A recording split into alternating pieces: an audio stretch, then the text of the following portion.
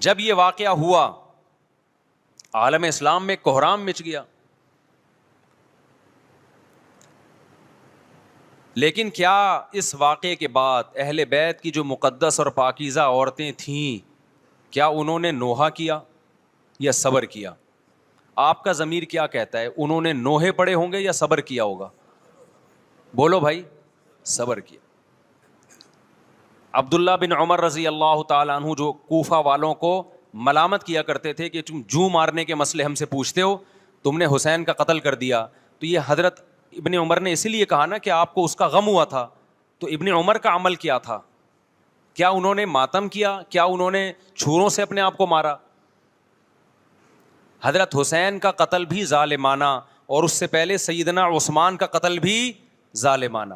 اگر نوحہ یا ماتم جائز ہے تو حضرت عثمان کی شہادت کے دن بھی جائز ہے, حضرت حسین کی شہادت کے دن بھی جائز ہے. اور اگر ناجائز ہے تو جیسے عثمان کی شہادت کے دن ناجائز, حسین کی شہادت کے دن بھی ناجائز ہے. سمجھ میں آ رہی ہے بات کہ نہیں آ رہی ہے؟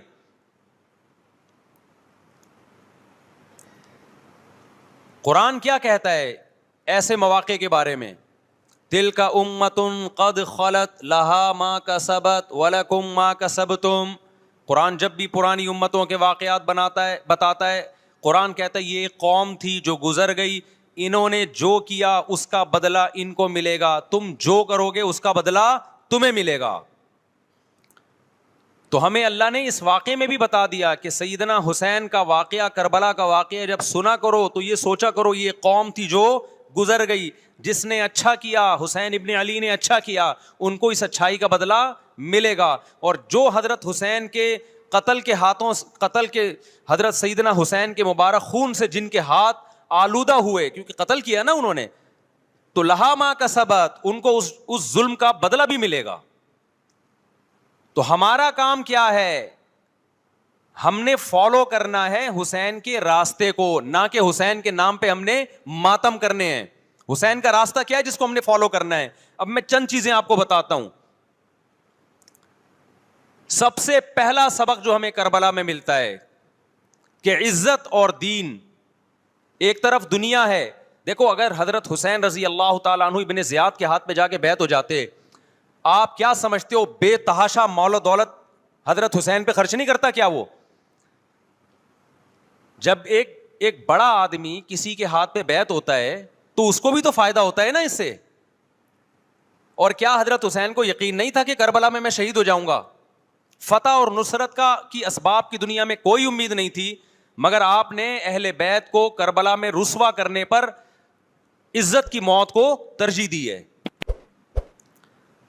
آج اگر آپ میں یہ ظرف ہے کہ آپ عزت کی موت کو ذلت کی زندگی پر ترجیح دیتے ہو تو پھر آپ حسینی ہو. نہیں آئی بات میرا خیال ہے سمجھ. سیدنا حسین کی سخاوت کے واقعات ہیں. سیدنا حسین باغی نہیں تھے رضی اللہ عنہ. پھر جو اہل بیت کا طرز عمل کیا تھا, محرم میں کیا کیا ہو رہا ہے میں آپ کو بتاتا ہوں.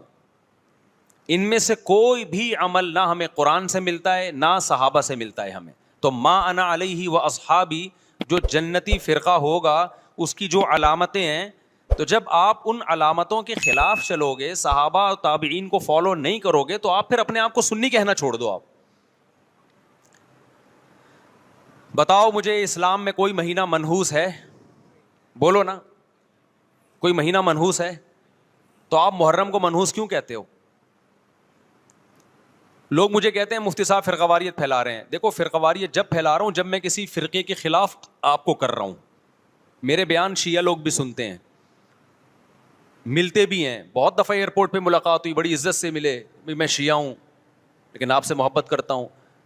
یہاں مسجد میں بھی آتے ہیں. میں نے کبھی کسی پہ طنز